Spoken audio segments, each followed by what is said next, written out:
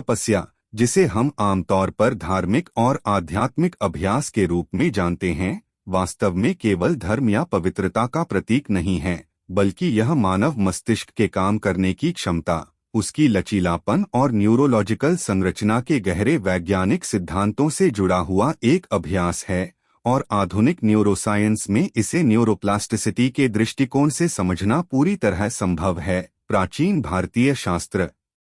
उपनिषद और वेद बताते हैं कि तपस्वी का उद्देश्य केवल बाहरी तप या कठिन नियम पालन नहीं था, बल्कि अपने मस्तिष्क और चेतना को पुनः व्यवस्थित करना, मानसिक शक्ति बढ़ाना, भावनाओं और विचारों पर नियंत्रण स्थापित करना और आंतरिक स्थिरता प्राप्त करना था। और इसे अत्यंत व्यवस्थित और वैज्ञानिक तरीके से किया जाता था। उदाहरण के लिए ध्यान, कठोर नियम पालन, मानसिक संयम, शारीरिक सहन शक्ति बढ़ाने वाले व्रत और कठिन परिस्थितियों में अभ्यास करना, ये सभी प्रक्रियाएं मस्तिष्क में स्थायी परिवर्तन लाने का माध्यम बनती थीं। आधुनिक न्यूरोसाइंस ने यह सिद्ध किया है कि जब कोई व्यक्ति किसी विशेष मानसिक या शारीरिक अभ्यास को नियमित रूप से करता है तो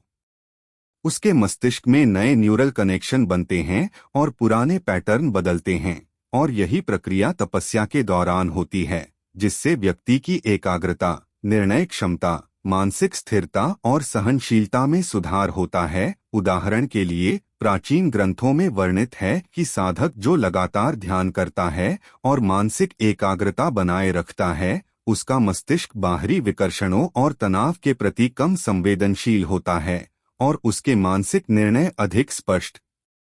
स्थिर और संतुलित होते हैं। न्यूरोलॉजिकल दृष्टि से देखें तो यह इसलिए संभव होता है क्योंकि मस्तिष्क की सिनैप्सेस और न्यूरल पाथवेज लगातार अभ्यास और मानसिक अनुशासन के साथ मजबूत होती हैं। और यही कारण है कि तपस्वी कठिन परिस्थितियों में भी अपने मन को नियंत्रित रख सकते थे। शास्त्रों में इसे मन की शक्ति और धैर्य की अवस्था के रूप में वर्णित किया गया है। और यह केवल आध्यात्मिक सिद्धि नहीं, बल्कि मस्तिष्क के विकास और पुनर्निर्माण का एक प्रारंभिक और व्यवहारिक प्रमाण है। जब हम आधुनिक न्यूरोसाइंस के दृष्टिकोण से तुलना करते हैं तो पता चलता है कि तपस्या के दौरान मस्तिष्क का प्रीफ्रंटल कॉर्टेक्स और हिप्पोकैम्पस सक्रिय रहता है, जो ध्यान, स्मृति, निर्णय, आत्मनियंत्रण और भावनात्मक बुद्धिमत्ता से जुड़े होते हैं। और लंबे समय तक अभ्यास करने वाले व्यक्ति में यह क्षेत्र स्थायी रूप से मजबूत हो जाते हैं, जिससे व्यक्ति मानसिक रूप से अधिक सक्षम, भावनाओं पर नियंत्रण रखने वाला और जीवन के दबावों के प्रति अधिक लचीला बनता है। प्राचीन भारतीय मनीषियों ने यह अनुभव किया कि तपस्या न केवल मानसिक शक्ति बढ़ाती है, बल्कि व्यक्ति के परसेप्शन, थॉट पैटर्न्स और बिहेवियर में स्थायी परिवर्तन लाती है। और इसे प्रमाणित करने के लिए उन्होंने लगातार ध्यान, साधना और कठिन नियमों का अभ्यास किया, जिससे उनके मस्तिष्क में स्थायी रूप से नए न्यूरल कनेक्शंस बन गए। और यही न्यूरोप्लास्टिसिटी का एक वास्तविक उदाहरण है, जिसे प्राचीन काल में बिना आधुनिक विज्ञान के देखा और समझा गया था। शास्त्रों में कई स्थानों पर उल्लेख है कि तपस्वी का मन किसी भी बाहरी या आंतरिक विकर्षण से प्रभावित नहीं होता, उनका ध्यान स्थिर रहता है और उनके विचार, निर्णय और मानसिक गतिविधियां उच्च स्तर की चेतना और मानसिक शक्ति को दर्शाती हैं। यह सिद्ध करता है कि तपस्या केवल शरीर की कठोरता नहीं है, बल्कि मस्तिष्क को प्रशिक्षित करने और उसकी संरचना को स्थायी रूप से बदलने का विज्ञान है। और यही कारण है कि प्राचीन भारत में तपस्वियों और महर्षियों को केवल आध्यात्मिक नहीं, बल्कि मानसिक और बुद्धि कौशल में अत्यंत शक्तिशाली माना गया। आधुनिक न्यूरोसाइंस के अनुसार नियमित ध्यान, मानसिक अनुशासन और कठिन परिस्थितियों का सामना करना मस्तिष्क में ग्रे मैटर डेंसिटी बढ़ाने, न्यूरल पाथवेज को मजबूत करने और इमोशनल रेगुलेशन को नियंत्रित करने में मदद करता है। और यह वही चीजें हैं जो प्राचीन तपस्या में अनुभव की गईं। इसलिए हम कह सकते हैं कि तपस्या और न्यूरोप्लास्टिसिटी का संबंध केवल कल्पना नहीं, बल्कि सटीक वैज्ञानिक और मानसिक प्रक्रिया पर आधारित है। इस प्रकार तपस्या को केवल धार्मिक अभ्यास के रूप में देखने की भूल न करें। यह मानव मस्तिष्क को पुनः व्यवस्थित करने, मानसिक क्षमता बढ़ाने और चेतना के स्तर को ऊंचा करने का एक वैज्ञानिक तरीका था। और यही कारण है कि प्राचीन भारतीय ग्रंथों ने इसे इतने विस्तार से समझाया और अभ्यास के नियम बताए, ताकि व्यक्ति अपने मानसिक और भावनात्मक जीवन में स्थायी बदलाव ला सके और मस्तिष्क की पूरी क्षमता का उपयोग कर सके, जिससे न केवल आध्यात्मिक बल्कि मानसिक और भावनात्मक शक्ति भी प्राप्त होती है। और यही तपस्या का सबसे बड़ा वैज्ञानिक रहस्य है, जो आधुनिक न्यूरोसाइंस के दृष्टिकोण से बिल्कुल सही बैठता है और हमें यह सिखाता है कि मानव मस्तिष्क का प्रशिक्षण केवल आधुनिक तकनीक और विज्ञान के माध्यम से ही नहीं बल्कि प्राचीन समय से ही व्यवहारिक और प्रभावी तरीकों से किया गया है।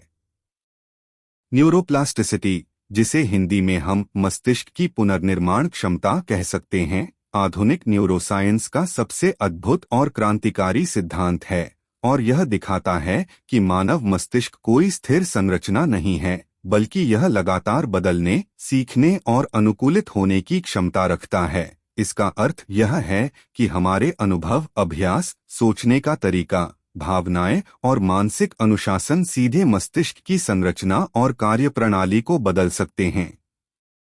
और यह प्रक्रिया जीवन भर जारी रहती है, जिससे हम मानसिक क्षमताओं को बढ़ा सकते हैं, पुराने विचारों और आदतों को बदल सकते हैं और नए मानसिक पैटर्न विकसित कर सकते हैं। न्यूरोप्लास्टिसिटी का वास्तविक अर्थ यह है कि जब कोई व्यक्ति किसी नए ज्ञान, कौशल, ध्यान या मानसिक अनुशासन का अभ्यास करता है, तो मस्तिष्क में नए न्यूरल कनेक्शंस बनते हैं, पुराने कनेक्शंस मजबूत होते हैं और कई बार पुराने या अप्रयुक्त न्यूरल पाथवेज धीरे धीरे कमजोर या निष्क्रिय हो जाते हैं, जिससे मस्तिष्क अपने संसाधनों को अधिक प्रभावी तरीके से उपयोग करना सीखता है। यह सिद्धांत आधुनिक विज्ञान में व्यापक रूप से स्वीकार किया गया है और एमआरआई और एफएमआरआई जैसी तकनीकों के माध्यम से इसे सीधे मापा गया है, जिसमें देखा गया कि नियमित ध्यान, मानसिक अभ्यास या किसी भी कठिन और लगातार अभ्यास के दौरान हिप्पोकैम्पस, प्रीफ्रंटल कॉर्टेक्स और अन्य कॉग्निटिव रीजन्स में स्थायी स्ट्रक्चरल और फंक्शनल परिवर्तन होते हैं। न्यूरोप्लास्टिसिटी यह भी स्पष्ट करती है कि मस्तिष्क केवल जन्म के समय ही विकसित नहीं होता,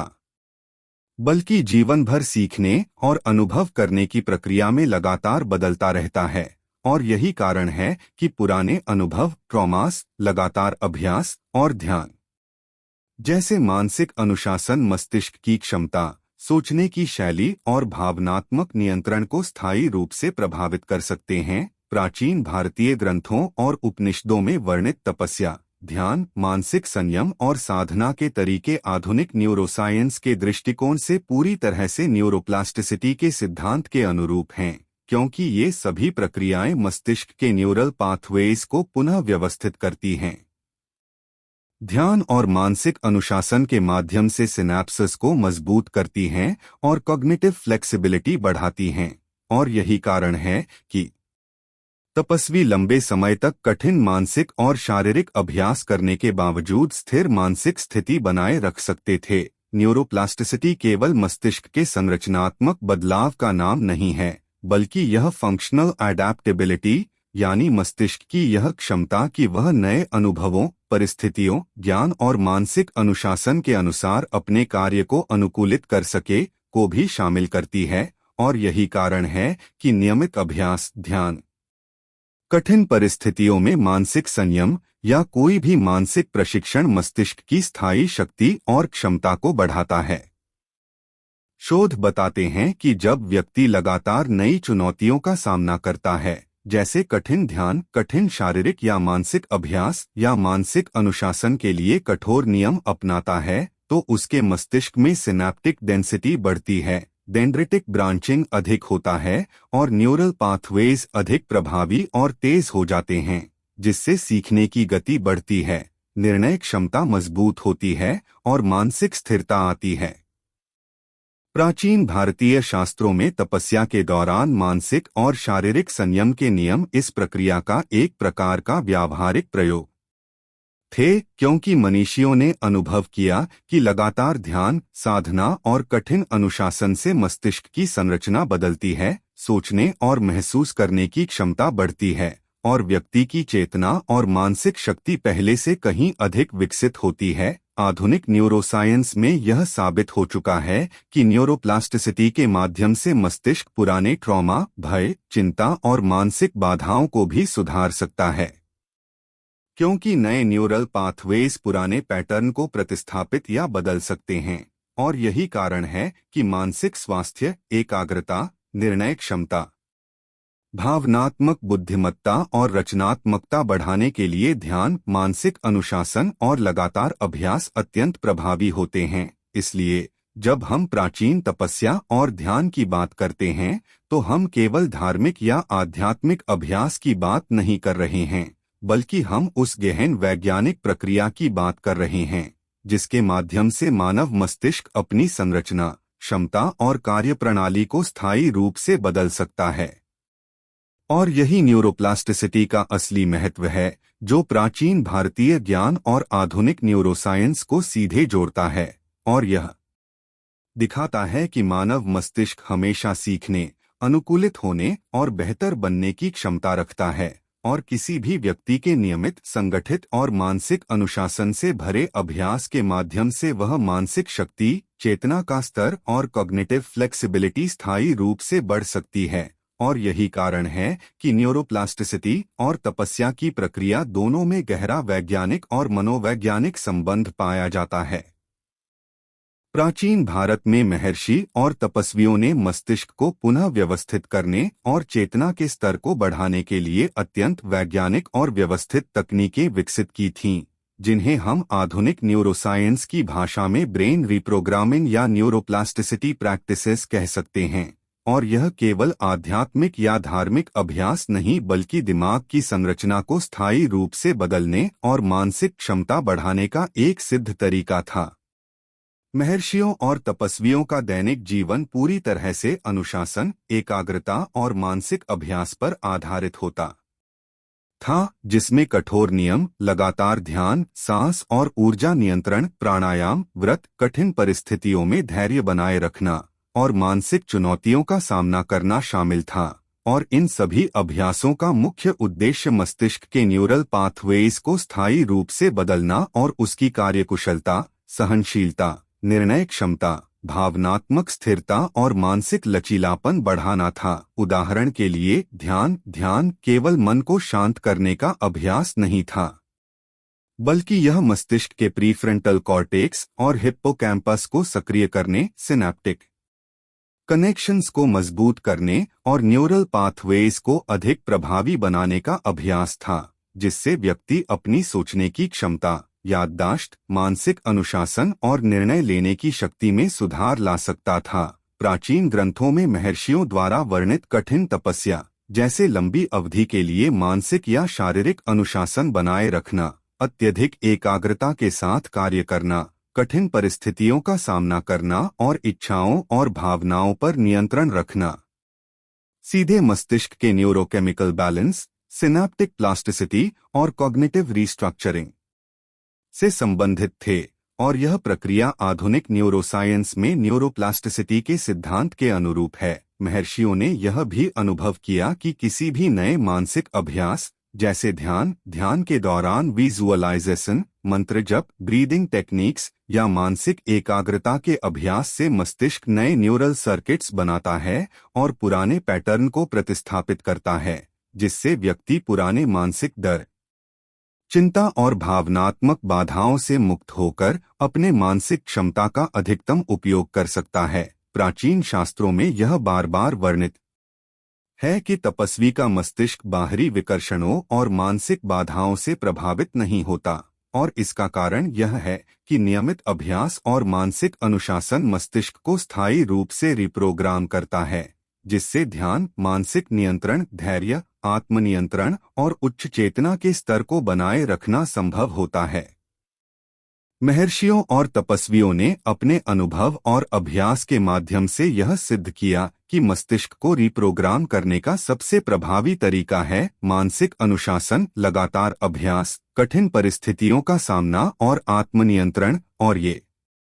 सभी प्रक्रियाएं मस्तिष्क के न्यूरल नेटवर्क में स्थायी परिवर्तन लाती हैं, जिससे व्यक्ति मानसिक रूप से अधिक सक्षम, लचीला और बुद्धिमान बनता है। आधुनिक न्यूरोसाइंस के अनुसार जब व्यक्ति मानसिक और शारीरिक अभ्यास के माध्यम से लगातार अपने मस्तिष्क को चुनौती देता है तो उसके न्यूरल पाथवेज मजबूत होते हैं, सिनैप्टिक डेंसिटी बढ़ती है, डेंड्रिटिक ब्रांचिंग अधिक होता है और मस्तिष्क की learning capability, decision making skills, emotional regulation और कॉग्निटिव फ्लेक्सिबिलिटी में सुधार आता है। और यही वही प्रक्रिया है जो महर्षियों और तपस्वियों द्वारा शास्त्रीय तरीकों से हजारों वर्षों से की जा रही थी। इसके अतिरिक्त प्राचीन अभ्यासों में ध्यान, व्रत, कठिन नियम पालन, प्राणायाम और विजुअलाइजेशन जैसी तकनीकें मस्तिष्क के रिवॉर्ड सिस्टम, डोपामाइन रेगुलेशन और कॉग्निटिव कंट्रोल को प्रभावित करती थीं, जिससे व्यक्ति न केवल मानसिक शक्ति प्राप्त करता था बल्कि भावनात्मक बुद्धिमत्ता, मानसिक स्थिरता और मानसिक लचीलापन भी बढ़ता था। और यही कारण है कि महर्षि और तपस्वी जीवन में किसी भी परिस्थितियों के सामने स्थिर, शांत और संतुलित रहते थे। इसलिए हम कह सकते हैं कि प्राचीन भारत में महर्षियों और तपस्वियों द्वारा अपनाई गई तकनीकें केवल आध्यात्मिक या धार्मिक अभ्यास नहीं थीं, बल्कि मस्तिष्क को रिप्रोग्राम करने, न्यूरोलॉजिकल बदलाव लाने और चेतना के उच्चतम स्तर तक पहुंचाने के वैज्ञानिक और व्यवहारिक तरीके थे। और मॉडर्न न्यूरोसाइंस और न्यूरोप्लास्टिसिटी के सिद्धांत इस बात की पुष्टि करते हैं कि नियमित अभ्यास, मानसिक अनुशासन, ध्यान और कठोर नियम पालन मस्तिष्क की संरचना और कार्यकुशलता में स्थायी बदलाव लाता है। और यही वह रहस्य है जिसे प्राचीन महर्षियों ने हजारों वर्षों पहले खोजा और अभ्यास किया, जिससे वे मानसिक रूप से असीम रूप से शक्तिशाली, भावनात्मक रूप से संतुलित और जीवन में स्थिर बन पाए। और यह साबित करता है कि मस्तिष्क की रिप्रोग्रामिंग और न्यूरोप्लास्टिसिटी के वास्तविक सिद्धांत प्राचीन काल से ही व्यावहारिक रूप में मौजूद थे।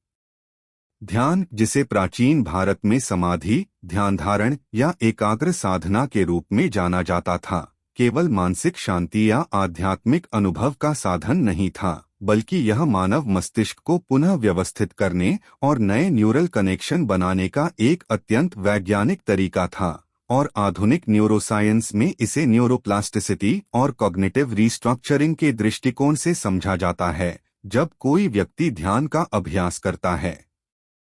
तो उसके मस्तिष्क में एक जटिल और गहन प्रक्रिया शुरू होती है, जिसमें प्रीफ्रंटल कॉर्टेक्स, हिप्पोकैम्पस, अमिगडला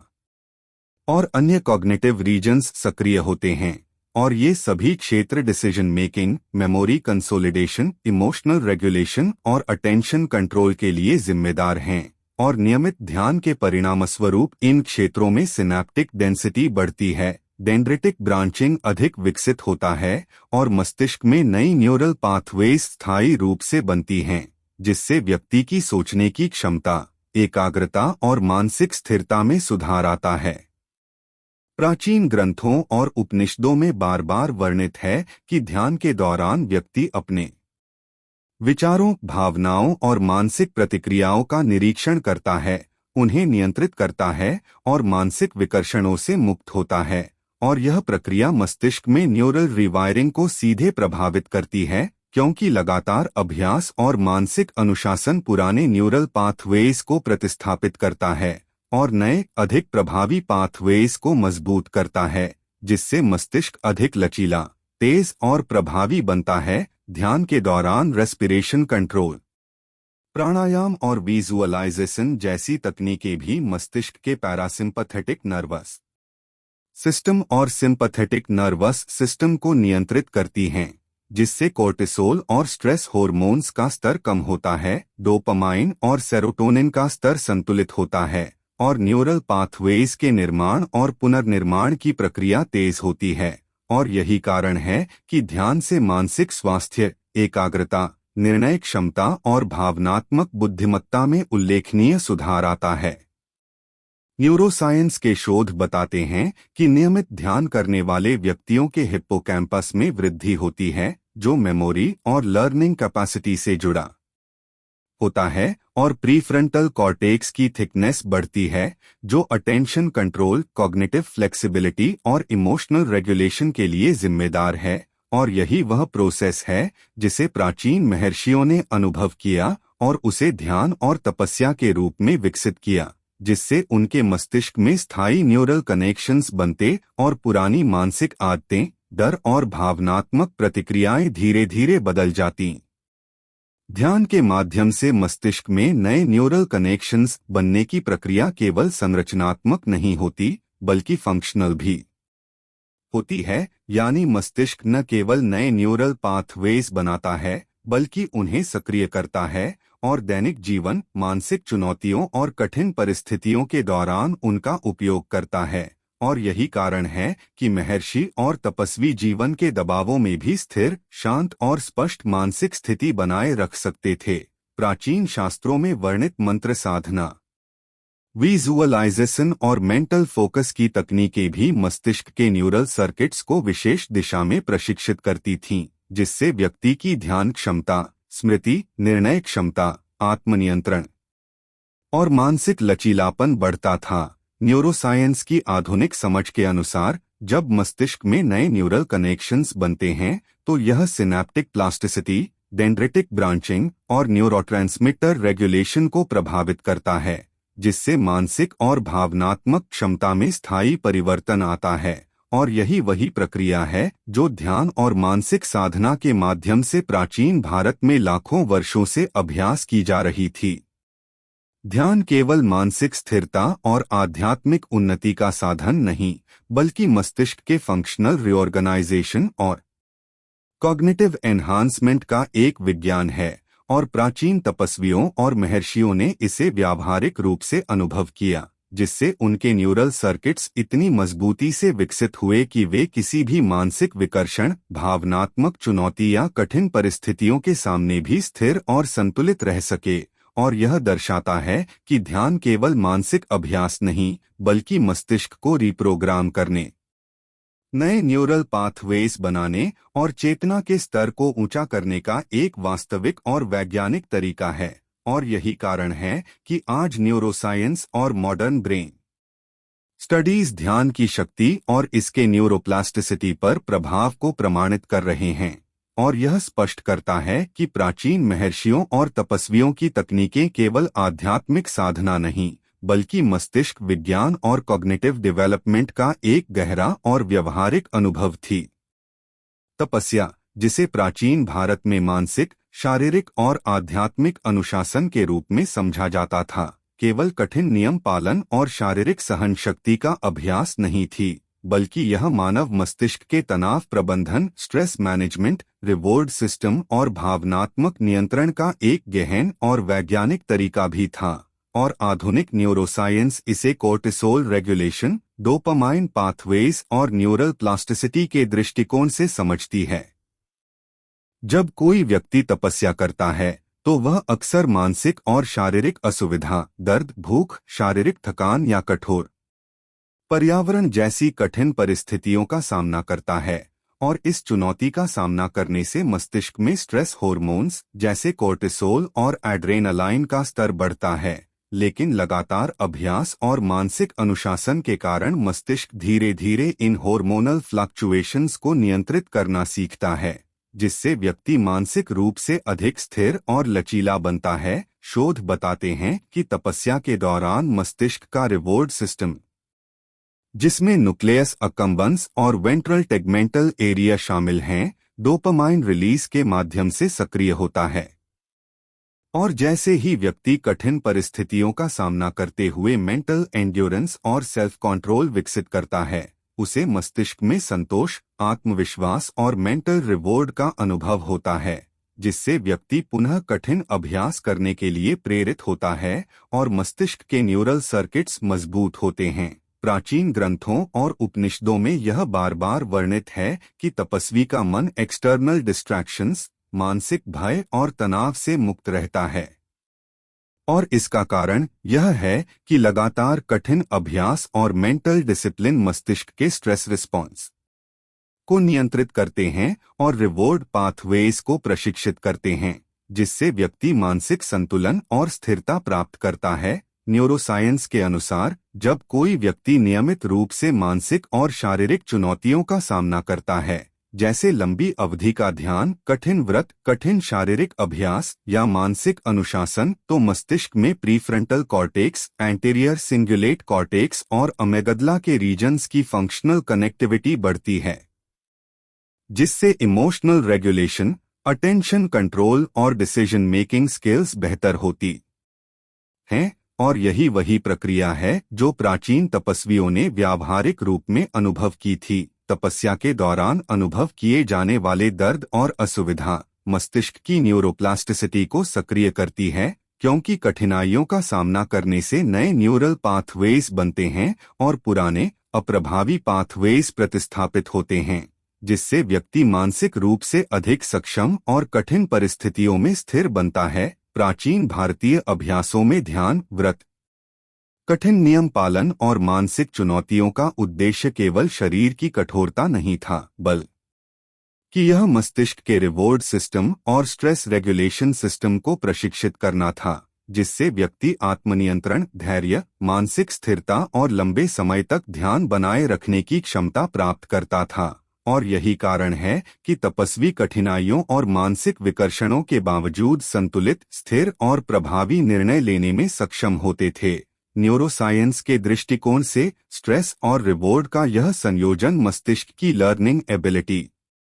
रेजिलियंस और इमोशनल इंटेलिजेंस को बढ़ाता है, क्योंकि डोपामाइन और सेरोटोनिन का संतुलित स्तर न्यूरल प्लास्टिसिटी को बढ़ावा देता है, सिनेप्टिक स्ट्रेंथ को मजबूत करता है और कॉग्निटिव फ्लेक्सिबिलिटी को अधिक सक्षम बनाता है। प्राचीन महर्षियों और तपस्वियों ने यह अनुभव किया कि लगातार कठिन अभ्यास और मेंटल डिसिप्लिन मस्तिष्क को नए न्यूरल पाथवेज बनाने, पुराने पैटर्न बदलने और रिवॉर्ड सिस्टम को संतुलित करने की क्षमता देता है। और यही कारण है कि उनके विचार, निर्णय और मानसिक स्थिरता अत्यंत सटीक,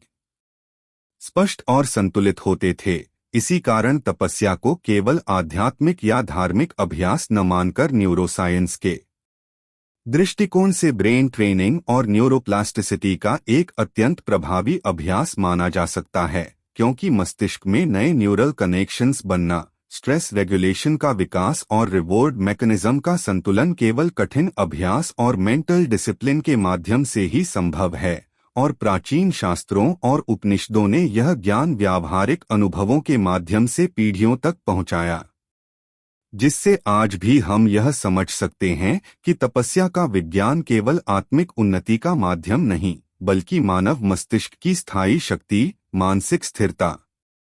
और कॉग्निटिव फ्लेक्सिबिलिटी बढ़ाने का एक अत्यंत प्रभावशाली वैज्ञानिक अभ्यास था। मन की शक्ति और आत्मनियंत्रण, जिन्हें प्राचीन भारतीय ग्रंथों में मनोबल और आत्मसंयम के रूप में वर्णित किया गया है, केवल मानसिक दृढ़ता या आध्यात्मिक अनुशासन तक सीमित नहीं है, बल्कि यह सीधे मस्तिष्क के कॉग्निटिव कंट्रोल, एग्जीक्यूटिव फंक्शंस और न्यूरोप्लास्टिसिटी से जुड़े हुए हैं। और आधुनिक न्यूरोसाइंस में यह सिद्ध हो चुका है कि नियमित मानसिक अभ्यास, ध्यान, तपस्या और कठिन नियम पालन मस्तिष्क के उन हिस्सों को सक्रिय करते हैं जो निर्णय लेने, भावनाओं को नियंत्रित करने, मानसिक एकाग्रता बनाए रखने और इंपल्सिव प्रतिक्रियाओं को रोकने के लिए जिम्मेदार हैं। कॉग्निटिव कंट्रोल का मूल सिद्धांत यह है कि व्यक्ति अपने विचारों, भावनाओं और व्यवहारों पर संज्ञानात्मक स्तर पर नियंत्रण रख सके और परिस्थितियों के अनुसार निर्णय ले सके। और यह क्षमता केवल मस्तिष्क के न्यूरल पाथवेज के लगातार अभ्यास और रिप्रोग्रामिंग से विकसित होती है। प्राचीन तपस्वियों और महर्षियों ने यही समझा कि जब कोई व्यक्ति कठिन परिस्थितियों, मानसिक विकर्षण और शारीरिक असुविधाओं का सामना करता है, तो मस्तिष्क धीरे धीरे उस व्यक्ति की ध्यान क्षमता, भावनात्मक स्थिरता और मानसिक अनुशासन को प्रशिक्षित करता है। और यह प्रशिक्षण frontal cortex, anterior cingulate cortex और बेसल गैंग्लिया में फंक्शनल और स्ट्रक्चरल बदलाव के माध्यम से होता है, जिससे व्यक्ति इंपल्सिव निर्णयों के बजाय अधिक सोच समझकर स्पष्ट और संतुलित निर्णय लेने में सक्षम बनता है। न्यूरोसाइंस के शोध बताते हैं कि जब व्यक्ति लगातार ध्यान, मानसिक अनुशासन और तपस्या करता है, तो उसके मस्तिष्क में सिनेप्टिक एफिशिएंसी बढ़ती है, डेंड्रिटिक ब्रांचिंग अधिक विकसित होता है और न्यूरल सर्किट्स मजबूत होते हैं, जिससे कॉग्निटिव कंट्रोल और एग्जीक्यूटिव फंक्शन में सुधार आता है। और यही कारण है कि प्राचीन ग्रंथों में यह बार बार उल्लेख किया गया है कि तपस्वी या महर्षि किसी भी परिस्थितियों में मानसिक स्थिरता बनाए रखते थे, अपने मन को विकर्षणों से मुक्त रखते थे और अत्यंत कठिन परिस्थितियों में भी संतुलित निर्णय लेते थे। मानसिक अनुशासन और आत्मनियंत्रण का यह अभ्यास केवल स्ट्रेस मैनेजमेंट या मानसिक शक्ति बढ़ाने तक सीमित नहीं था, बल्कि यह व्यक्ति की long term memory, decision making, attention span, emotional regulation और हाई लेवल रीजनिंग क्षमता को भी प्रभावित करता था। और न्यूरोसाइंस के अनुसार यह बदलाव मस्तिष्क में neurotransmitter balance, dopamine regulation, serotonin activity और कोर्टिसोल लेवल्स के नियंत्रण के माध्यम से होता है, जिससे मस्तिष्क कॉग्निटिवली अधिक सक्षम और मानसिक रूप से अधिक लचीला बनता है। प्राचीन भारतीय तकनीकों जैसे प्राणायाम, मनन, ध्यान, व्रत और कठिन तपस्या सीधे मस्तिष्क के कॉग्निटिव पाथवेज को प्रशिक्षित करती थीं, जिससे व्यक्ति की आत्मनियंत्रण क्षमता बढ़ती थी, इम्पल्सिविटी कम होती थी और व्यक्ति अपने लक्ष्यों, जीवन के निर्णयों और मानसिक स्थिरता में बेहतर बन जाता था। शोध बताते हैं कि नियमित ध्यान और मानसिक अनुशासन के दौरान प्रीफ्रंटल कॉर्टेक्स की कॉर्टिकल थिकनेस बढ़ती है, जो प्लानिंग, रीजनिंग, डिसीजन मेकिंग और इम्पल्स कंट्रोल के लिए जिम्मेदार है, और हिप्पोकैम्पस में न्यूरोजेनेसिस होती है, जिससे स्मृति, सीखने की क्षमता और मानसिक लचीलापन बढ़ता है। और यही वही प्रक्रिया है जो प्राचीन महर्षियों और तपस्वियों द्वारा अभ्यास की जाती थी। प्राचीन ग्रंथों में आत्मनियंत्रण और मन की शक्ति को मानव जीवन की सबसे बड़ी संपत्ति माना गया है, क्योंकि यही व्यक्ति को मानसिक विकर्षणों, बाहरी दबावों, भावनात्मक उथल-पुथल और कठिन परिस्थितियों में स्थिर और संतुलित रखती है। और न्यूरोसाइंस की आधुनिक समझ इस बात को प्रमाणित करती है कि कॉग्निटिव कंट्रोल केवल प्राकृतिक प्रतिभा नहीं, बल्कि लगातार अभ्यास, मानसिक अनुशासन और आत्मनियंत्रण के माध्यम से विकसित की जा सकती है। इसी कारण प्राचीन भारतीय तपस्वियों और महर्षियों द्वारा अपनाई गई तकनीकें केवल आध्यात्मिक साधना नहीं थीं, बल्कि मस्तिष्क के न्यूरल पाथवेज को प्रशिक्षित करने, कॉग्निटिव कंट्रोल को बढ़ाने और मानसिक शक्ति और लचीलापन विकसित करने का विज्ञान थीं। और यही वह कारण है कि आज न्यूरोसाइंस भी कहती है कि नियमित ध्यान, मानसिक अनुशासन और मानसिक चुनौतियों का सामना करना मस्तिष्क की क्षमता, आत्मनियंत्रण और मानसिक स्थिरता को स्थायी रूप से बढ़ाने का सबसे प्रभावी तरीका है। और यही वह रहस्य है जिसे प्राचीन भारतीय ज्ञान ने हजारों वर्षों से व्यावहारिक रूप में प्रयोग किया और पीढ़ियों तक संजोया। प्राचीन भारत में मस्तिष्क और चेतना के कार्यप्रणाली को समझने का दृष्टिकोण अत्यंत गहन, व्यवस्थित और वैज्ञानिक था, और यह केवल आध्यात्मिक या धार्मिक दृष्टि से नहीं, बल्कि मानव मस्तिष्क की संरचना, कार्यप्रणाली और मानसिक क्षमता को विकसित करने के उद्देश्य से था। आधुनिक न्यूरोसाइंस के दृष्टिकोण से हम जानते हैं कि मस्तिष्क plasticity, neural connectivity, neurotransmitter regulation, cognitive control और इमोशनल रेगुलेशन के माध्यम से लगातार बदलता और विकसित होता है। और यह बिल्कुल वही प्रक्रिया है जिसे प्राचीन भारत में तपस्या, ध्यान, मेंटल डिसिप्लिन और कठिन साधना के माध्यम से अभ्यास किया जाता था, क्योंकि महर्षियों और तपस्वियों ने अनुभव किया कि मानसिक अनुशासन, ध्यान और कठिन परिस्थितियों का सामना करने से मस्तिष्क स्थायी रूप से बदलता है, न्यूरल पाथवेज मजबूत होते हैं और कॉग्निटिव फंक्शंस जैसे decision making, memory, emotional intelligence, attention span और सेल्फ रेगुलेशन में सुधार होता है। प्राचीन ग्रंथों और उपनिषदों में बार बार वर्णित है कि साधक या तपस्वी का मस्तिष्क बाहरी विकर्षणों, मानसिक तनाव और भावनात्मक अस्थिरता से मुक्त रहता था, और इसका कारण यह था कि उनका ध्यान, मानसिक अनुशासन और मानसिक अभ्यास मस्तिष्क के फंक्शनल सर्किट्स को प्रशिक्षित करते थे, जिससे उनका मानसिक और भावनात्मक नियंत्रण उच्चतम स्तर पर होता था। न्यूरोसाइंस के अनुसार जब कोई व्यक्ति लगातार ध्यान, मेंटल फोकस, कठिन नियम पालन और तपस्या करता है, तो मस्तिष्क में सिनैप्टिक डेंसिटी बढ़ती है, डेंड्रिटिक ब्रांचिंग अधिक होता है, न्यूरल सर्किट्स मजबूत होते हैं और न्यूरोट्रांसमिटर्स जैसे डोपामाइन, सेरोटोनिन और कोर्टिसोल का संतुलन कायम रहता है, जिससे मस्तिष्क कॉग्निटिवली अधिक सक्षम, इमोशनली रिसिलिएंट और मेंटली फ्लेक्सिबल बनता है। और यही वही प्रक्रियाएं प्राचीन महर्षियों और तपस्वियों ने हजारों वर्षों से प्रयोग की। प्राचीन तकनीकों में मानसिक अनुशासन, ध्यान, व्रत, कठिन परिस्थितियों में धैर्य बनाए रखना और आत्मनियंत्रण का अभ्यास शामिल था। और ये सभी प्रक्रियाएं मॉडर्न न्यूरोसाइंस में cognitive control, emotional regulation, neuroplasticity और स्ट्रेस मैनेजमेंट के सिद्धांतों के अनुरूप हैं। उदाहरण के लिए महर्षियों द्वारा वर्णित ध्यान और समाधि के अभ्यास सीधे प्रीफ्रंटल कॉर्टेक्स और हिप्पोकैम्पस को प्रभावित करते थे, जिससे अटेंशन कंट्रोल, वर्किंग मेमोरी और लर्निंग कैपेसिटी बढ़ती थी और मानसिक विकर्षण, भय, चिंता और इम्पल्सिविटी में कमी आती थी। और न्यूरोसाइंस ने इसे एमआरआई और एफएमआरआई जैसी तकनीकों के माध्यम से प्रमाणित किया है, जिसमें नियमित ध्यान और मानसिक अनुशासन के परिणामस्वरूप मस्तिष्क के स्ट्रक्चरल और फंक्शनल बदलाव देखे गए हैं। प्राचीन भारतीय ग्रंथों में यह भी वर्णित है कि तपस्या और मेंटल डिसिप्लिन के माध्यम से साधक का मस्तिष्क एक्सटर्नल स्टिम्युलाई और एनवायरनमेंटल स्ट्रेसर्स के प्रति कम संवेदनशील होता है। और इसका कारण यह है कि मस्तिष्क में न्यूरल पाथवेज और सिनेप्टिक कनेक्शंस स्थायी रूप से मजबूत होते हैं, जिससे व्यक्ति मानसिक रूप से स्थिर, शांत और स्पष्ट दृष्टि वाला बनता है। और यही वही इफेक्ट मॉडर्न न्यूरोसाइंस में देखा जाता है, जब व्यक्ति ध्यान, मानसिक अभ्यास और कठिन मानसिक चुनौतियों का सामना करता है। प्राचीन भारतीय ज्ञान और मॉडर्न न्यूरोसाइंस में यह तुलना स्पष्ट रूप से दिखाती है कि हजारों साल पहले भी मानव मस्तिष्क की plasticity, learning capacity, emotional regulation और कॉग्निटिव कंट्रोल को समझा गया था और उसे व्यवहारिक अभ्यासों जैसे तपस्या, ध्यान, मानसिक अनुशासन और कठिन नियम पालन के माध्यम से विकसित किया गया था। जबकि आधुनिक न्यूरोसाइंस इन प्रोसेसेस को सोफिस्टिकेटेड टूल्स, ब्रेन इमेजिंग और एक्सपेरिमेंटल स्टडीज के माध्यम से प्रमाणित करती है।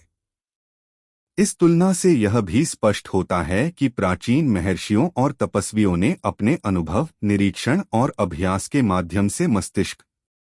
के कार्यप्रणाली और कॉग्निटिव एनहांसमेंट की गहरी समझ विकसित की थी और उन्होंने इसे स्ट्रक्चर्ड प्रैक्टिसेस के माध्यम से अनुशासित किया, जिससे mental endurance, decision making capacity, emotional stability, self control और कॉग्निटिव फ्लेक्सिबिलिटी में स्थायी सुधार हुआ। प्राचीन भारत में मस्तिष्क विज्ञान केवल शास्त्रीय या आध्यात्मिक दृष्टिकोण तक सीमित नहीं था, बल्कि यह मानव मानसिक क्षमता को वास्तविक, मेजरेबल और प्रैक्टिकल रूप से विकसित करने का विज्ञान था। और मॉडर्न न्यूरोसाइंस के आधुनिक सिद्धांत और डिस्कवरीज इसे सीधे प्रमाणित करते हैं, क्योंकि आज यह सिद्ध हो चुका है कि ध्यान, मेंटल डिसिप्लिन, रेपिटेटिव प्रैक्टिस और कठिन परिस्थितियों का सामना करने से मस्तिष्क में स्ट्रक्चरल चेंजेस, फंक्शनल इंप्रूवमेंट्स और न्यूरल रिवायरिंग होता है, जिससे कॉग्निटिव, इमोशनल और बिहेवियरल फंक्शंस में स्थायी सुधार आता है। यही कारण है कि प्राचीन भारतीय ज्ञान और मॉडर्न न्यूरोसाइंस के बीच रिमार्केबल सिमिलैरिटीज देखने को मिलती हैं। और यह स्पष्ट करता है कि प्राचीन तपस्वियों और महर्षियों द्वारा विकसित मानसिक अनुशासन और ब्रेन ट्रेनिंग टेक्निक्स केवल आध्यात्मिक साधना नहीं थीं, बल्कि मस्तिष्क विज्ञान, कॉग्निटिव एनहांसमेंट और इमोशनल रेगुलेशन के व्यावहारिक और वैज्ञानिक उपाय थे। और आज हम न्यूरोसाइंस की लैंग्वेज में उन्हीं सिद्धांतों को वैलिडेट और समझ सकते हैं, जिससे यह साबित होता है कि मानव मस्तिष्क का अभ्यास, पुनर्निर्माण और विकास प्राचीन काल से ही वैज्ञानिक रूप से संभव था और इसका उपयोग मेंटल, इमोशनल और कॉग्निटिव एक्सीलेंस प्राप्त करने के लिए किया जाता रहा। प्राचीन भारत में तपस्या और मानसिक अनुशासन केवल शारीरिक कठोरता या आध्यात्मिक उन्नति का साधन नहीं थे, बल्कि ये मानव मस्तिष्क की इमोशनल इंटेलिजेंस (ईआई) यानी भावनात्मक बुद्धिमत्ता और मनोवैज्ञानिक संतुलन को विकसित करने का गहन विज्ञान भी थे। आधुनिक न्यूरोसाइंस में इमोशनल इंटेलिजेंस का मतलब है कि व्यक्ति अपनी भावनाओं को समझ सके, नियंत्रित कर सके दूसरों की भावनाओं को पहचान सके और परिस्थितियों के अनुसार अपने निर्णयों और व्यवहार को संतुलित कर सके, और यह क्षमता सीधे मस्तिष्क के prefrontal cortex, anterior cingulate cortex, amygdala और इंसुला जैसे क्षेत्रों से जुड़ी है, जो emotional regulation, empathy, decision making और सोशल बिहेवियर को नियंत्रित करते हैं। तपस्या के दौरान व्यक्ति कठिन परिस्थितियों, मानसिक विकर्षणों, भौतिक असुविधाओं और भावनात्मक चुनौतियों का सामना करता है, और यह प्रक्रिया मस्तिष्क में न्यूरल रिवायरिंग और सिनेप्टिक स्ट्रेंथनिंग को सक्रिय करती है, जिससे व्यक्ति की इमोशनल इंटेलिजेंस बढ़ती है, इम्पल्सिविटी कम होती है, और व्यक्ति भावनाओं पर नियंत्रण रखते हुए अधिक स्पष्ट, संतुलित और प्रभावी निर्णय ले सकता है। प्राचीन शास्त्रों में बार बार वर्णित है कि तपस्वी या महर्षि किसी भी परिस्थितियों में स्थिर रहते थे। क्रोध, भय, लालच या चिंता के बजाय विवेक, धैर्य और मानसिक स्थिरता दिखाते थे, और इसका कारण यह था कि लगातार अभ्यास, ध्यान, मानसिक अनुशासन और तपस्या उनके मस्तिष्क के इमोशनल रेगुलेशन सर्किट्स को प्रशिक्षित कर रहा था, जिससे उनकी मानसिक और भावनात्मक प्रतिक्रिया नियंत्रित और संतुलित बनी रहती थी। न्यूरोसाइंस के अनुसार जब व्यक्ति नियमित रूप से ध्यान, प्राणायाम, मानसिक अनुशासन और कठिन अभ्यास करता है, तो उसके ब्रेन रीजन्स जैसे अमेगडला का रिस्पॉन्स कम होता है, प्रीफ्रंटल कॉर्टेक्स की कनेक्टिविटी बढ़ती है और एंटीरियर सिंगुलेट कॉर्टेक्स की एक्टिविटी मजबूत होती है, जिससे व्यक्ति नेगेटिव इमोशंस जैसे फियर, एंजाइटी, फ्रस्ट्रेशन या इम्पल्सिविटी पर नियंत्रण प्राप्त करता है, और पॉजिटिव इमोशंस जैसे एम्पैथी, रेजिलियंस, पेशेंस और सेल्फ अवेयरनेस विकसित करता है। तपस्या का यह अभ्यास न्यूरोट्रांसमिटर्स और हार्मोन्स जैसे डोपामाइन, सेरोटोनिन, कोर्टिसोल और ऑक्सीटोसिन के संतुलन को भी प्रभावित करता है, जिससे इमोशनल स्टेबिलिटी बढ़ती है, स्ट्रेस रिस्पॉन्स नियंत्रित होता है और रिवॉर्ड सिस्टम संतुलित रहता है। और यही कारण है कि तपस्वी मानसिक रूप से स्थिर, आत्मनियंत्रित और भावनात्मक रूप से लचीले बनते थे। प्राचीन ग्रंथों में वर्णित मानसिक अभ्यास और ध्यान तकनीकें जैसे फोकस्ड अटेंशन, मंत्रा जपा, विजुअलाइजेशन, माइंडफुल ऑब्जर्वेशन और सेल्फ रिफ्लेक्शन मस्तिष्क में न्यूरल पाथवेज को प्रशिक्षित करती थीं, जिससे व्यक्ति के इमोशनल रिस्पॉन्सेस अधिक सटीक, सोच समझकर और नियंत्रित होते थे, और कॉग्निटिव फ्लेक्सिबिलिटी भी बढ़ती थी। न्यूरोसाइंस ने यह भी प्रमाणित किया है कि जब व्यक्ति लगातार कठिन मानसिक अभ्यास करता है और एक्सटर्नल डिस्ट्रैक्शंस और इमोशनल ट्रिगर्स के बावजूद अपने मानसिक और भावनात्मक नियंत्रण को बनाए रखता है, तो हिप्पोकैम्पस और प्रीफ्रंटल कॉर्टेक्स में न्यूरोजेनेसिस और सिनेप्टिक स्ट्रेंथनिंग होती है, जिससे long term emotional regulation, decision making capability और सोशल इंटेलिजेंस में सुधार आता है। प्राचीन महर्षियों और तपस्वियों ने यह अनुभव किया कि तपस्या के माध्यम से भावनाओं और दिमाग का संतुलन बनाए रखना संभव है, जिससे व्यक्ति न केवल अपनी मानसिक शक्ति और चेतना को बढ़ा सकता है, बल्कि दूसरों की भावनाओं को भी समझ सकता है। और यही कारण है कि प्राचीन भारतीय ज्ञान में तपस्या और मानसिक अनुशासन को केवल आध्यात्मिक साधना नहीं बल्कि इमोशनल इंटेलिजेंस बढ़ाने, मानसिक संतुलन बनाए रखने और चेतना के स्तर को ऊंचा करने का विज्ञान माना गया। इस प्रक्रिया में मस्तिष्क और शरीर के बीच गहरा कनेक्शन बनता है, जिससे मानसिक और भावनात्मक क्षमता स्थायी रूप से विकसित होती है, स्ट्रेस टॉलरेंस बढ़ती है, सेल्फ कंट्रोल मजबूत होता है और व्यक्ति परिस्थितियों के अनुसार शांत, स्थिर और संतुलित निर्णय लेने में सक्षम बनता है। यही कारण है कि आज न्यूरोसाइंस भी मानती है कि ध्यान, मेंटल डिसिप्लिन और मानसिक चुनौतियों का सामना करना मस्तिष्क के इमोशनल रेगुलेशन सर्किट्स को प्रशिक्षित करने,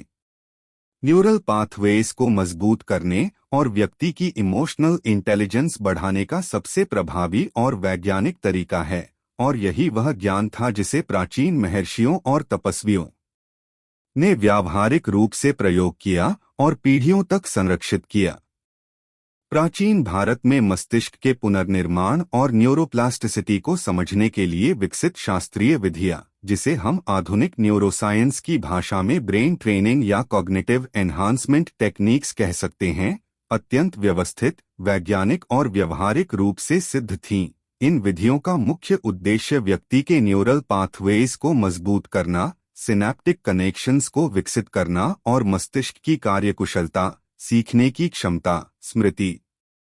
निर्णय लेने की क्षमता, एकाग्रता और मानसिक लचीलापन बढ़ाना था। और यह सभी प्रक्रियाएं तपस्या, ध्यान, प्राणायाम, मानसिक अनुशासन, विजुअलाइजेशन, मंत्रा साधना, व्रत और कठिन परिस्थितियों का सामना करने जैसी तकनीकों के माध्यम से संभव होती थीं। प्राचीन ग्रंथों और उपनिषदों में बार बार वर्णित है कि महर्षियों और तपस्वियों ने यह अनुभव किया कि मानसिक अभ्यास और कठोर अनुशासन मस्तिष्क में स्थायी neural rewiring, dendritic branching, synaptic plasticity और न्यूरोट्रांसमिटर रेगुलेशन को सक्रिय करता है, जिससे व्यक्ति cognitive flexibility, emotional regulation, attention control और डिसीजन मेकिंग में सक्षम बनता है। उदाहरण के लिए, ध्यान या समाधि का अभ्यास केवल मानसिक शांति का साधन नहीं था, बल्कि यह मस्तिष्क के प्रीफ्रंटल कॉर्टेक्स और हिप्पोकैम्पस को सक्रिय करता था, न्यूरल पाथवेज को मजबूत करता था और लगातार अभ्यास से सिनैप्टिक डेंसिटी बढ़ती थी, जिससे मस्तिष्क नई जानकारी को तेजी से सीखने, पुराने मेंटल पैटर्न्स को बदलने और नए न्यूरल सर्किट्स विकसित करने में सक्षम होता था। प्राणायाम और कंट्रोल्ड ब्रीदिंग टेक्निक्स मस्तिष्क के autonomic nervous system, parasympathetic activation और सिंपैथेटिक रेगुलेशन को नियंत्रित करती थीं, जिससे स्ट्रेस हार्मोन्स जैसे कोर्टिसोल का स्तर नियंत्रित रहता था, डोपामाइन और सेरोटोनिन का संतुलन बना रहता था, और यही बायोलॉजिकल मैकेनिज्म मेंटल ट्रेनिंग के लिए न्यूरोप्लास्टिसिटी को सशक्त बनाता है। विजुअलाइजेशन, मंत्रा जप और मेंटल फोकस जैसे अभ्यास मस्तिष्क के रिवॉर्ड सिस्टम और एग्जीक्यूटिव फंक्शंस को प्रशिक्षित करते थे, जिससे इंडिविजुअल की self regulation, impulse control, emotional intelligence और कॉग्निटिव एंड्योरेंस में सुधार आता था। प्राचीन ग्रंथों में वर्णित कठिन व्रत, कठिन परिस्थितियों का सामना करना, मानसिक अनुशासन और तपस्या का अभ्यास भी सीधे मस्तिष्क की प्लास्टिसिटी और न्यूरल एडेप्टेशन को प्रभावित करता था, क्योंकि लगातार चुनौतियों और तनाव का सामना करने से न्यूरल सर्किट्स अधिक मजबूत, फ्लेक्सिबल और एफिशिएंट बनते हैं। और यही कारण है कि महर्षि और तपस्वी मानसिक रूप से अत्यंत स्थिर, संतुलित और बुद्धिमान होते थे। न्यूरोसाइंस के दृष्टिकोण से यह स्पष्ट है कि न्यूरोप्लास्टिसिटी को बढ़ावा देने के लिए repetition, focused attention, cognitive challenge और इमोशनल रेगुलेशन आवश्यक हैं, और प्राचीन भारतीय विधियां बिल्कुल यही प्रिंसिपल्स फॉलो करती थीं। उदाहरण के लिए, ध्यान में लॉन्ग टर्म फोकस, विजुअलाइजेशन और मंत्रा साधना, रेपिटेशन और सस्टेन्ड मेंटल एफर्ट के माध्यम से हिप्पोकैम्पस, प्रीफ्रंटल कॉर्टेक्स और एंटीरियर सिंगुलेट कॉर्टेक्स में स्ट्रक्चरल और फंक्शनल चेंजेस लाती थी, जिससे learning capacity, memory, attention span, problem solving और डिसीजन मेकिंग स्किल्स में सुधार आता था। तपस्या, मानसिक अनुशासन और कठिन परिस्थितियों का सामना करना भी न्यूरल एडेप्टेशन को बढ़ावा देता था, क्योंकि जब व्यक्ति एक्सटर्नल स्ट्रेसर्स और इंटरनल डिस्ट्रैक्शंस के बावजूद लगातार मानसिक नियंत्रण और फोकस बनाए रखता है, तो उसके ब्रेन सर्किट्स रीस्ट्रक्चर होते हैं और नए, मजबूत न्यूरल पाथवेज बनते हैं। प्राचीन तकनीकों में ध्यान, मेंटल रिफ्लेक्शन, माइंडफुल ऑब्जर्वेशन और कंट्रोल्ड प्रैक्टिसेस का संयोजन कॉग्निटिव एनहांसमेंट, इमोशनल रेगुलेशन और न्यूरोप्लास्टिसिटी के लिए प्रयोग किया जाता था, और यह आधुनिक न्यूरोसाइंस के सिद्धांतों के अनुसार मस्तिष्क के लर्निंग, मेमोरी और कॉग्निटिव फ्लेक्सिबिलिटी को बढ़ाने का सबसे प्रभावी तरीका है। न्यूरोसाइंस और मॉडर्न ब्रेन स्टडीज यह साबित करते हैं कि नियमित मेंटल प्रैक्टिस, कॉग्निटिव चैलेंज और कंट्रोल्ड स्ट्रेस एक्सपोजर मस्तिष्क की प्लास्टिसिटी को स्थायी रूप से बढ़ाते हैं, और यही वह अनुभव था जिसे प्राचीन महर्षियों और तपस्वियों ने व्यावहारिक रूप से अनुभव किया और पीढ़ियों तक संरक्षित किया। इस प्रकार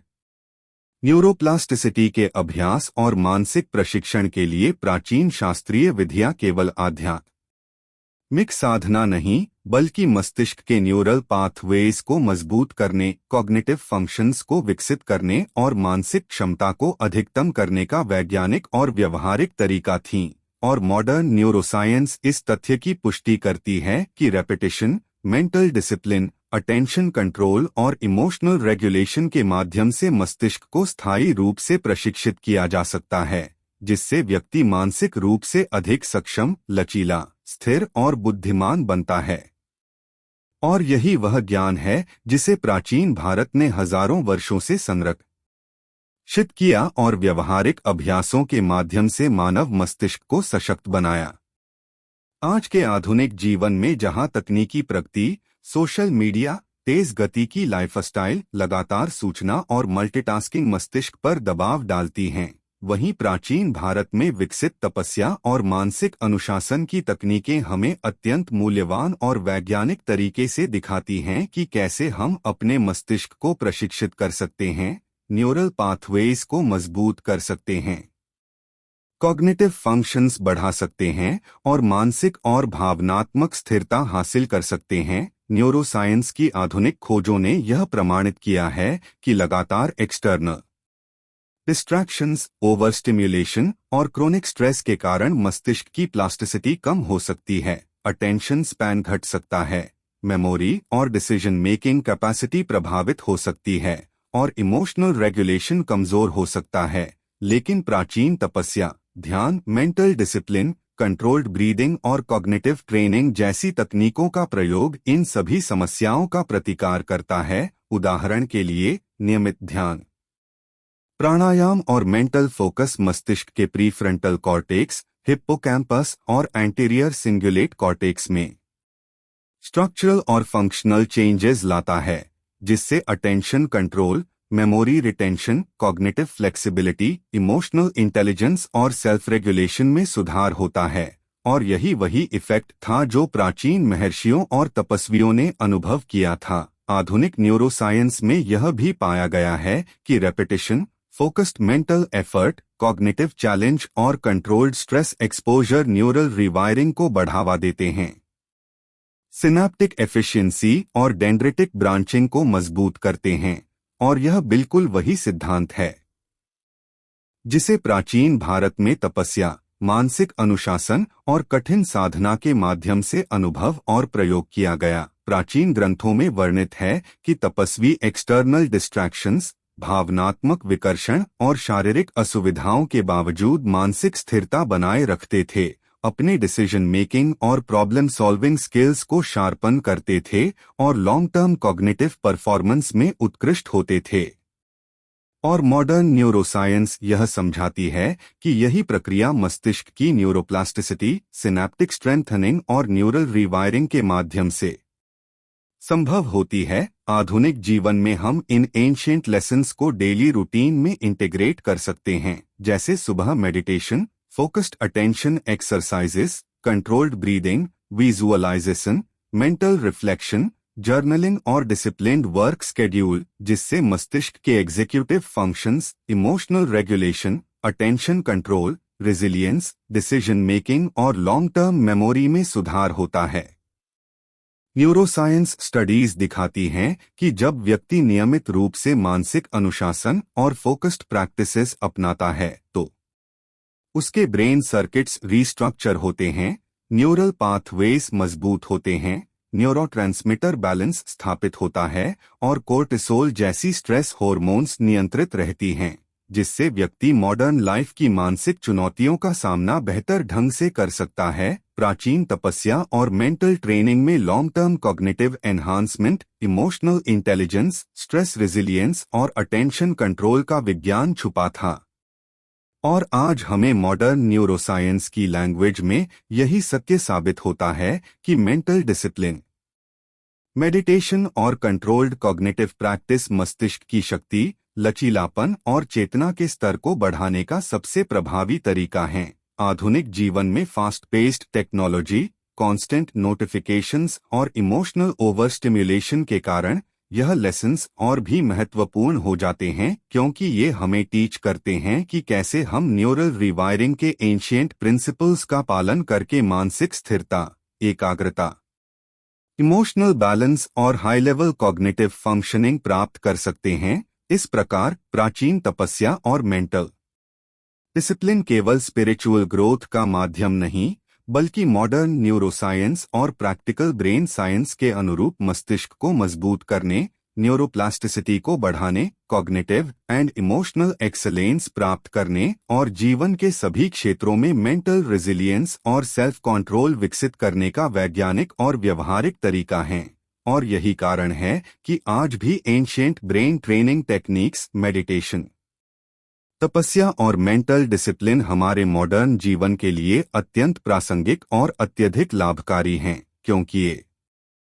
हमें mental clarity, emotional stability, focused attention, cognitive flexibility, stress resilience, memory enhancement और लॉन्ग टर्म न्यूरल हेल्थ प्रदान करते हैं और हमें यह समझाते हैं कि हमारी मस्तिष्क शक्ति और मानसिक क्षमता का विकास केवल डिसिप्लिन्ड प्रैक्टिस, मेंटल फोकस और इमोशनल रेगुलेशन के माध्यम से ही संभव है। और यही वह अल्टीमेट लेसन है जिसे एंशिएंट इंडिया ने हमें सौंपा है,